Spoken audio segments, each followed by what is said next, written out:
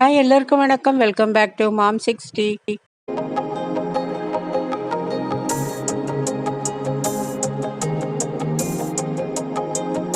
பார்த்தீங்களா, கிளறவே இல்லை. அப்படியே ரவையை கொட்டிட்டு மிக்ஸ் பண்ணிவிட்டு மூடி வச்சிருந்தா. இப்போ பாருங்கள், செஞ்சு இந்த மாதிரி கட் பண்ணி வச்சிட்டிங்கன்னா உங்களுக்கு சாப்பிட்றதுக்கு எடுத்து நல்லாவே இருக்கும் பப்பாளி பழம். ஹாய் ஃப்ரெண்ட்ஸ், இன்றைக்கி பார்த்தீங்கன்னா செவ்வாய்க்கிழமை, மணி 9 ஆக போகுது. காலையில் கொஞ்சம் வேலையெல்லாம் இருந்தது, எல்லாத்தையும் முடிச்சிட்டு இப்போது பிரேக்ஃபாஸ்ட்டு பண்ணிட்டேன். நான் அதை வீடியோவில் காட்டல, எப்போது செய்யறதானே அப்படின்னு விட்டுட்டேன். உப்புமாவை ஒரே ஒரு விஷயம் மட்டும் சொல்லிடுறேன், அடிக்கடி சொல்லியிருக்கேன். பார்த்தீங்களா உப்புமா எப்படி இருக்குங்க, பார்த்து கண்டுபிடிங்க. நீங்கள் எப்படி பண்ணிருக்கேன்னு பார்த்தீங்களா, கிளறவே இல்லை. அப்படியே ரவையை கொட்டிட்டு மிக்ஸ் பண்ணிவிட்டு மூடி வச்சிருந்தா. இப்போ பாருங்கள், செஞ்சா உப்புமாவை எப்படி வெந்துக்கிட்டாங்க. இப்போ தான் கலர் எப்படி இருக்குது பார்த்தீங்களா.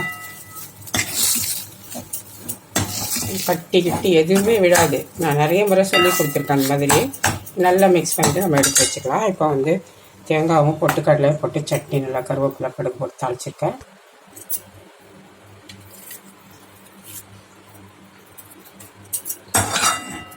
இவ்வளவுதான் உப்புமாவு. ஹோட்டலில் சாப்பிட்ற மாதிரி ஒரு கரண்டி தான்.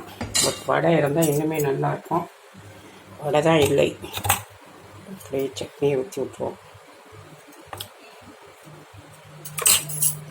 போய் சாப்பிடுவோம். உப்புமாவுனாலே கொஞ்சம் அலர்ஜி தான். சட்னி கொஞ்சம் ஊற்றி வச்சு சாப்பிட்டு பார்க்கலாம் எப்படி இருக்குன்ட்டு. சட்னி செஞ்சால் தான் உப்புமா இறங்கணுன்னே சட்னி பண்ண பரவாயில்ல. இன்றைக்கி என்ன உப்புமா டேஸ்ட்டாக தான் தெரியுது வாய். சரி, இருக்கிறத சாப்பிட்டு முடிப்போம். பாருங்க, மணி 12 மணி ஆக போகுது. 5 நிமிஷம் வரைக்கும். எப்பவுமே நான் இவ்வளோ நேரம் எதையாவது செய்துட்டு கடைசியில் வரும்போது 12 மணி ஆகிற டைமுக்கு தான் வருவேன். 12 மணி ஆகிடுச்சின்னு பாட்டு பாடிக்கிட்டு வர வேண்டியது தான். அப்போ தான் பார்த்திங்கன்னா சுறுசுறுப்பே வருது. டிஃபன் சாப்பிட்டோன்னே கொஞ்சம் அப்படியே படுத்து செல்ல நோண்டிக்கிட்டு கிடந்தேன். இப்போ பார்த்திங்கன்னா ரைஸ் இப்போ தான் கழுவி வச்சுக்கிறேன். அடுத்து இது ஒரு முள்ளங்கியை கட் பண்ணி வச்சுருக்கேன். அதுக்கு வெங்காயம், கருவேப்பிலை, 2 வெண்டைக்காய் முட்டி போனது தான் வீட்டில் எடுத்தது. சரி, வாசனை அர்த்தம் அதில் போட்டால் சாம்பார் வைக்க போகிறேன். இங்கே ஒரு கை பருப்பு, துவரம் பருப்பு, மஞ்சள் தூளும் போட்டு தக்காளி 2 போட்டு வேக வச்சு குக்கரில்.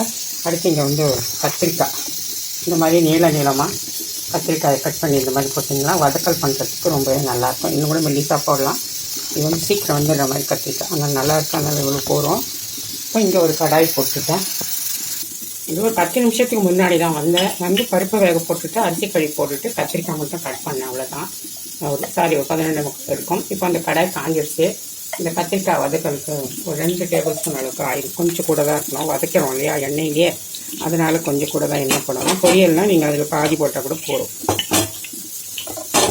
கொஞ்சம் வதக்கி எடுக்கும்போது எண்ணெயில் வதக்கும் போது தேவைப்படும். இதுக்கு நான் எப்பவும் போல் கடுகு சேர்க்காமல் சீரகம் தான் சேர்க்கப்போம். அதனால் ஒரு 1/2 ஸ்பூன் அளவுக்கு சீரகம். ஏன்னா அந்த கடுக்கெல்லாம் கசந்து போயிடும். இதுனா கொஞ்சம் வாசனையாக இருக்கும். கருவேப்பிலை நல்லா பொடியாக கட் பண்ணது. வெங்காயம், கடுகு உளுந்து நான் சேர்க்கலை. கவனிச்சா தெரியும் உங்களுக்கு. இதுக்கு நான் அதுக்குன்னு சேர்க்க மாட்டேன். வெங்காயம் எனக்கு அது போட்டால் கட்டக்கிட்டான்னு பிரிஞ்சு போயிடும். வதக்கலுக்குலாம் நான் போடுறதில்லை. இது கொஞ்சம் வதங்கட்டால் நம்ம கத்திரிக்காவை சேர்த்துக்கணும். இப்போ வதங்கிடுச்சு. இல்லை ஒரு 5 கத்திரிக்காய் இருந்துச்சு, ஓரளவுக்கு பெருசு தான். இப்போ இதில் சேர்த்து விட்டுருவேன். பிகினர்ஸ்க்கு சொல்கிறேன், தெரிஞ்சிருக்கோம் தெரியாதவங்களுக்காக. கத்திரிக்காய், வாழைத்தண்டு இந்த மாதிரி கொள்ளெல்லாம் கட் பண்ணால் தண்ணியில் போட்டு வைக்கணும். வாழைப்பூ இதெல்லாம் கருத்து போடுறது, உருளைக்கிழங்கு இதெல்லாம், மற்ற காய்கறிலாம் பரவாயில்ல.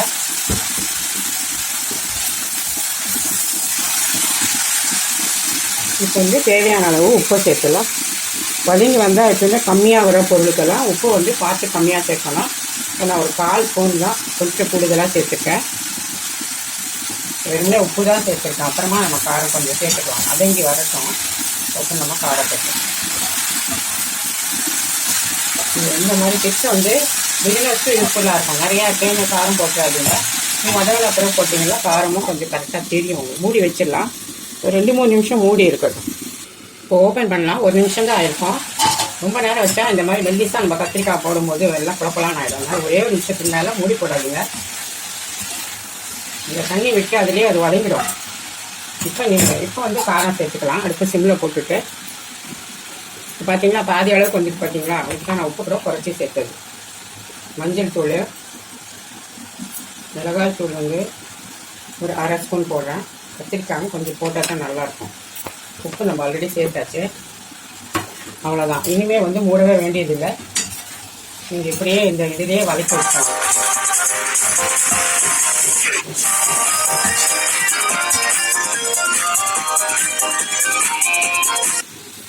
இது இப்படியே வதங்கட்டும். கொஞ்சம் சிம்மரில் லைட்டாக போட்டு விட்டுருக்கேன். திருப்பி விடாது. கொஞ்சம் ஃப்ளேம் வந்து மீடியமில் போட்டேன். ரொம்ப சிம்மர்லேயும் வேண்டாம், ஃபுல்லும் வேண்டாம். அப்படி போய் திருப்பி விடுவோம். குக்கரை நான் வந்து கழுவிட்டு போட்டுட்டேன். இப்போ வந்து பருப்பு நல்லாவே வெந்துருச்சு. இங்கே பாருங்கள், எடுத்தாச்சு. கொஞ்சம் விளக்கெண்ணெய் அரை ஸ்பூன் வச்சா நல்லா வெந்துடும் பருப்பு. இப்போ வந்து குக்கரையே நான் கழுவிட்டு வச்சுட்டேன். இந்த மாதிரி ஒரே பாத்திரம் வைக்கிற மாதிரி இருந்தால் பருப்பு எடுத்து ஊற்றிட்டிங்கன்னா திரும்ப அந்த குக்கர் யூஸ் பண்ணிடலாம். இதில் வந்து ஒரே ஒரு டேபிள் ஸ்பூன் ஆயில், வந்து சீரகம்,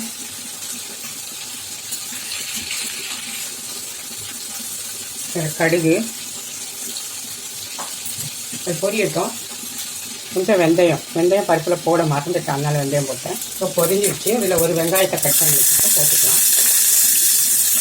அது கூடவே இந்த கருவேப்பிலையும் போட்டுட்டு, முள்ளங்கி வந்து ஒரே ஒரு முள்ளங்கி தான் எனக்கு எடுத்துருக்கேன். போதும். ஏன்னா சாம்பார் நிறைய காய் போட்டால் காரம் அதிகமாக சேர்க்க வேண்டியதாக இருக்குது. அதனால தான் காயை குறைச்சிட்டேன்.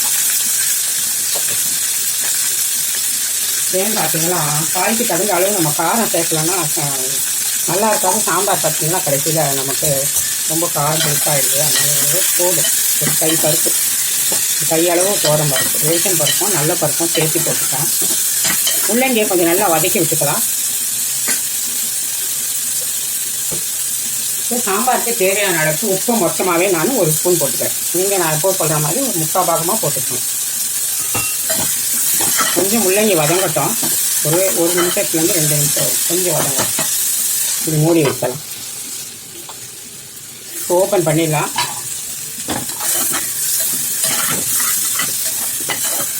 இது வந்து முள்ளங்கி கொஞ்சம் வதங்கிடுச்சு. இதில் வந்து சாம்பார் பொடி சின்ன ஸ்பூனில் 1 ஸ்பூன் போடுறேன்.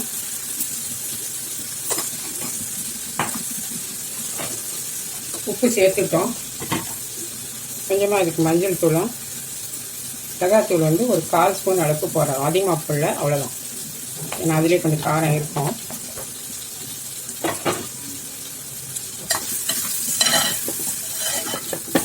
பருப்பு நிறைய தான் வேக வச்சு வச்சுருக்கேன். பாருங்கள், பருப்பு கடைஞ்சி வச்சுக்கோங்க. மூடி வச்சுட்டேன். இப்போ வதங்கிடுச்சு. தேவையான அளவு கொஞ்சமாக தண்ணி,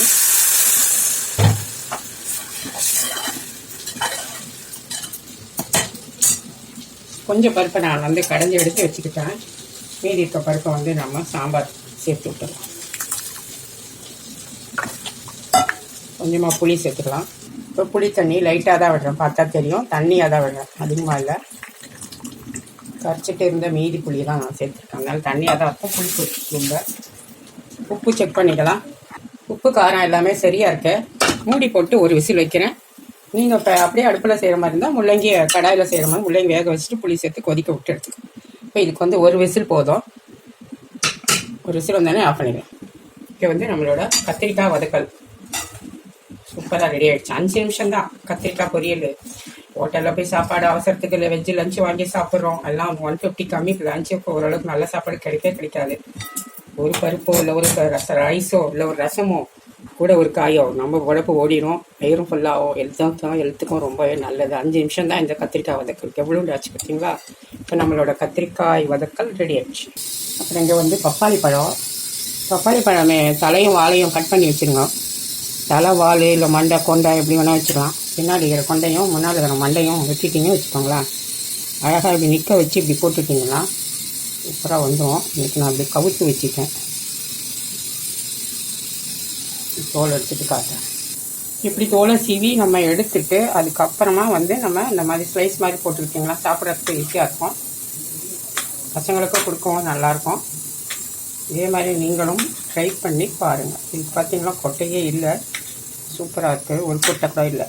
வரும் உள்ளுக்கு பொடிசாக இருக்குது. இதுக்குள்ளே பார்த்தீங்கன்னா ஒரு பொடிசாக வெள்ளை வெள்ளையாக கொட்டை பார்க்கவே அசிங்கமாக இருந்தது. எனக்கு பிடிக்கவே இல்லை. அதுக்கு நான் உங்களுக்கு காட்டல. கருப்பாக பெரிய கொட்டைன்னா அப்படி தட்டினோடனே வந்துடும். அதனால் நான் ஸ்பூனை வச்சு அப்படியே வடித்து எடுத்துட்டேன். பார்க்குறப்ப ஒரு மாதிரி இருக்குது. பசங்கள்லாம் பத்துச்சுங்களாம் சாப்பிட பிஞ்சு கொட்டை போல் நானே இந்த மாதிரி இப்போ தான் பார்க்குறேன்.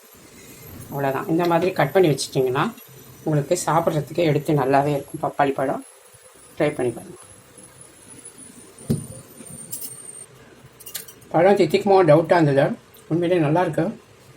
நான் ஆல்ரெடி மாம்பழம் அரிஞ்சு கட் பண்ணும்போது ஒரு பீஸ் சாப்பிட்டதுனால எப்போயுமே ஒரு ஸ்வீட்டை சாப்பிட்டு அது மேலே ஸ்வீட் சாப்பிடும்போது ஸ்வீட் எடுத்து கொடுக்காது, உங்களுக்கு தெரிஞ்சிருக்கும்.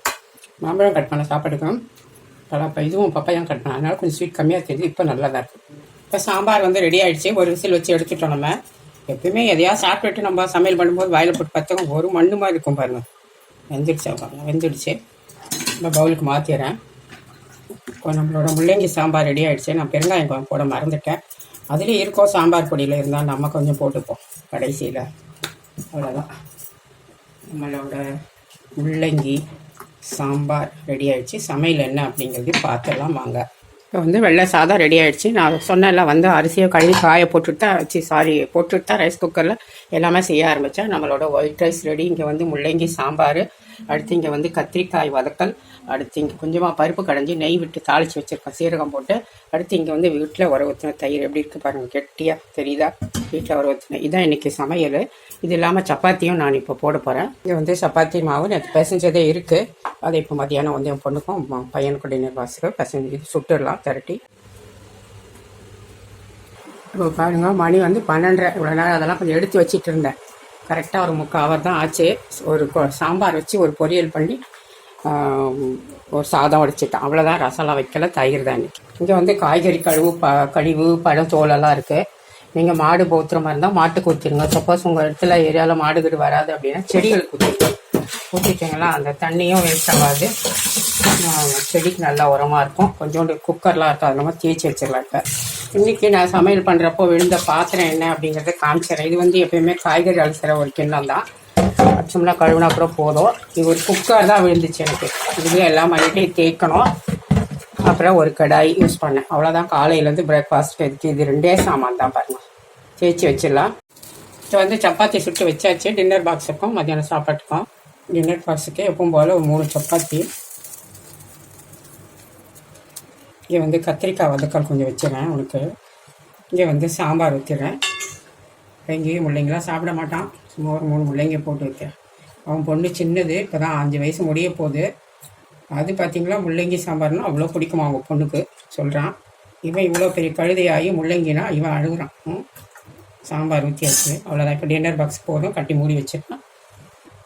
இங்கே வந்து என் பொண்ணுக்கு ஒரு சப்பாத்தி சாப்பிடுவா. அவளுக்கு சாம்பார் கொஞ்சம் தால் எடுத்து வச்சுருக்கேன். நெய் போட்டு தாளிச்சது அது வச்சு சாம்பாரே சாப்பிட மாட்டேங்க. அதுக்கு கொஞ்சம் பருப்பு எடுத்து வச்சுருக்கேன். கொஞ்சமாக கத்திரிக்காய் பொரியல் வச்சு. அவ்வளோ இப்போ அவளுக்கும் ரெடி ஆகிடுச்சு. அவ்வளோதான். அடுத்து நான் சாப்பிட வேண்டியது தான். இப்போ வந்து மணி 1:00 போகுது. எனக்குமே சாப்பாடு வச்சுக்கலான்னு எடுத்துன்னு வந்துட்டேன். ஏன்னா தாங்காது இனிமேல். மாம்பழம், கொஞ்சம் பருப்பு, சாம்பார், முள்ளங்கி சாம்பார், பருப்பு கடைஞ்சது கொஞ்சம் வச்சுருக்கேன், சாதம். அவ்வளோதான். சாப்பாடு வச்சுட்டு இங்கே தயிர் இருக்குது, எடுத்துகிட்டு போய் சாப்பிட போகிறேன். இப்போ இங்கே வந்து டின்னர் பாக்ஸுக்கு கட்டி வச்சுட்டேன் பாருங்கள். ஒரு பழமும் கூட வச்சுருக்கேன். இப்போ வந்து சாப்பாடு போட்டு வந்தாச்சு. நான் தான் சாப்பிடணும். இப்போ பருப்பு எடுத்து வச்சுட்டு சாம்பார், தயிர், மாம்பழம், சாதம் போட்டுக்கலாம் கொஞ்சமாக. இதுக்கு கொஞ்சமாக பருப்பு ஊற்றி ஃபஸ்ட்டு சாப்பிட்டு பார்த்துட்டு அதுக்கப்புறம் தான் சாம்பார் ஊற்றணும். பருப்பு சாப்பிட்டு முடிச்சாச்சு. நல்லாயிருக்கு. இப்போ சாம்பார் ஊற்றியாச்சு. சாம்பார் நல்லாயிருக்கு. கத்திரிக்காய் வதக்கணும்னு நல்லாயிருக்கு. சாம்பாருக்கு இந்த மாதிரி வதக்கி பாருங்கள், நல்லாயிருக்கும் டேஸ்ட்டு. ரசம், தயிர் சாதத்துக்கு எல்லாத்துக்குமே சாப்பிடலாம்.